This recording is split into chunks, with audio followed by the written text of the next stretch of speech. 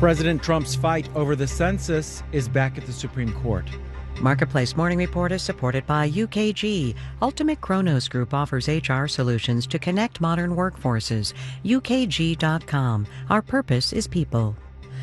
And by TD Ameritrade. For a trading platform that fits you, Thinkorswim offers customizable screeners, charting, and forecasts. Learn more at tdameritrade.com/thinkorswim. From Marketplace, I'm Sabri Benishore in for David Brancaccio. Since the United States was first created, the census has every 10 years sought to count every single person living in this country. The Trump administration would like to change that this year. It wants to exclude from the count undocumented immigrants. There's a lot at stake here. Seats in the House of Representatives, billions of dollars in federal funding. Now, the Supreme Court is preparing to weigh in. Marketplace's Nova Safo joins me now. Nova, on Monday, the court will hear arguments in a fast-track case challenging the Trump administration's move. Who is bringing the challenge, and what is the crux of their argument? So there are two groups here. One is state and local governments led by New York. The other is a group of nonprofits, including the American Civil Liberties Union. And they say the president simply does not have the authority to do what he did, which is order the Census Bureau to provide him two sets of numbers, one counting everyone and one with undocumented immigrants excluded from the count. Now, challengers say the Constitution and federal law requires counting every person in a state. The Trump administration argues it has the authority to exercise judgment as to who is an inhabitant of a state for the purposes of the count. Now, the Supreme Court is fast-tracking this because deadlines are coming up. The president is required to present the final census count to Congress just 10 days before he leaves office. What are the consequences here if the Trump administration were to prevail?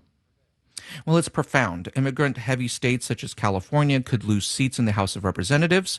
Also, a lot of federal funding is allocated to states based on their population count.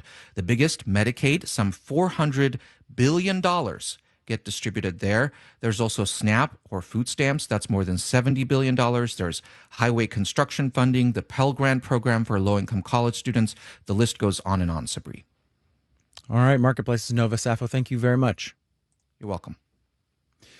Some city planners see the COVID-19 pandemic as an opportunity to rethink urban living. It is changing, after all, how we live and get around.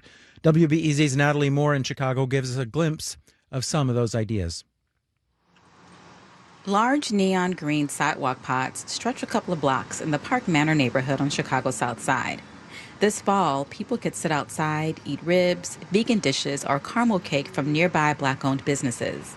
They could play oversized checkers and tic-tac-toe. Maurice Cox is Chicago's Planning and Development Commissioner. He says the pandemic has forced city residents to be less dependent on downtown for activities. I feel really strongly that the scale of urbanism, the scale of the neighborhood, is going to be one of the major takeaways post-COVID. Cox says, imagine if every neighborhood had its own downtown. Where you could go to work, where you could go to get your weekly needs, where you could recreate, all within the geography of your neighborhood. I think neighborhoods have the potential to be the driver of the recovery and the driver of the urbanism that people want. And what's happening here in the Park neighborhood is exciting to David Scully. He's an urban designer with Skidmore, Owings & Merrill, an architectural firm. Urbanism and cities should, really be. It's about collective energy and collective activity. But that activity will need to be supported with meaningful investment. And historically, that hasn't happened in Chicago's Black and brown neighborhoods. That concerns Linda Lopez, a manager for a local transportation advocacy group. We stand in an empty lot. Lopez says with homeless people camped out nearby, this should be turned into affordable housing. Every time I go into Little Village, I cross viaducts, and they're pretty much tent cities. She says this should be the focus of urbanism, making sure everyone is taken care of. In Chicago, I'm Natalie Moore from Marketplace. Let's do the numbers real quick. The FTSE in London is down 0.4%. Dow, S&P, and NASDAQ futures are up in the 2 to 0.4% range, with the Dow future up 70 points.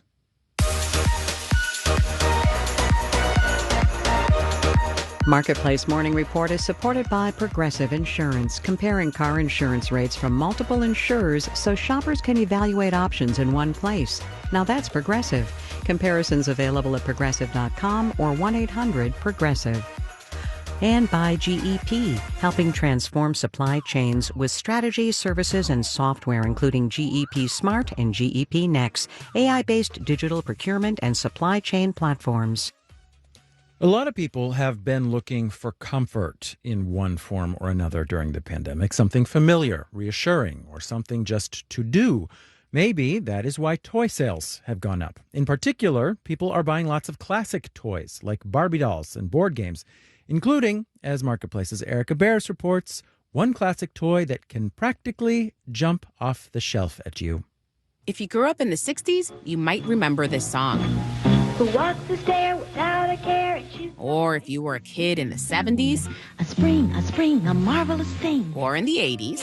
It's Slinky, for fun it's a wonderful toy. Slinky's been around for 75 years, and sales have been strong. There are more than 350 million of the metal, sometimes plastic toy out there. Analyst Chris Burns says during the pandemic, people are buying lots of tactile and manipulative toys. Especially for kids who are spending so much of the day in front of a flat screen. And it actually is a little bit physical. And over the years, the toy has remained pretty affordable.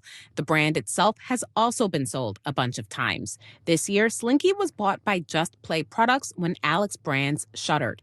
Toy analyst Richard Gottlieb says for Just Play, that purchase made sense because Slinky is gender neutral, is sold everywhere, and has heavy brand nostalgia.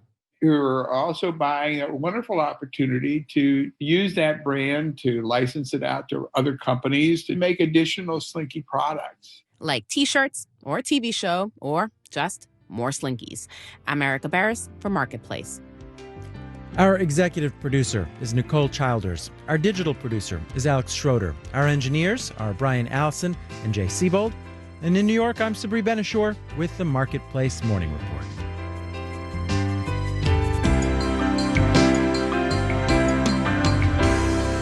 From APM, American Public Media.